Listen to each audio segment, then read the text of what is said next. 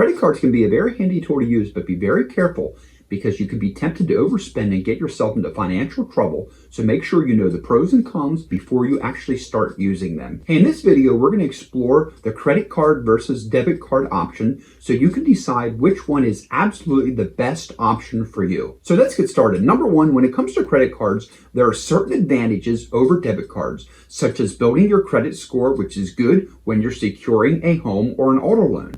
Remember that many credit cards also may provide additional warranties or insurance on purchased items. An example of this is if you bought an item with a credit card that becomes defective after the manufacturer's warranty has run out, it's worth checking with your credit card company to see if they will actually provide any additional coverage for the item. My favorite reason for using a credit card is because of fraud protection. Fraud protection is a major advantage when you use a credit card, because it protects the customer from unsuspected charges. Remember, the Fair Credit Billing Act by Congress allows credit card users to dispute an unauthorized purchase or purchases that were damaged and or lost during shipping. If the item was bought with a debit card, then the charge most likely will not be reversed unless the merchant is willing to do so, or you may not get a full refund until a total investigation has been completed. Hey, my name is Phil Dean, and at this channel, we make career self-development and business videos, so make sure you subscribe so you do not miss my weekly video updates. So one of the major benefits of using a credit card that I love is that you can rack up air miles or points or just get plain cash back just by simply using the credit card and paying off the balance every month. I mean, how cool is that? If you are disciplined, I'm going to tell you that this is a great way to be able to get free cash right back into your pocket. Now, one of the downsides that I quickly want to point out of using a credit card is that it involves possibly having debt. It can also impact your credit score, and you may actually have to pay some interest. Remember, a credit card is essentially a short-term loan. So when you purchase with a credit card, you are spending the bank's money and not your own. This money will have to be repaid sometime, and usually with a high interest rate.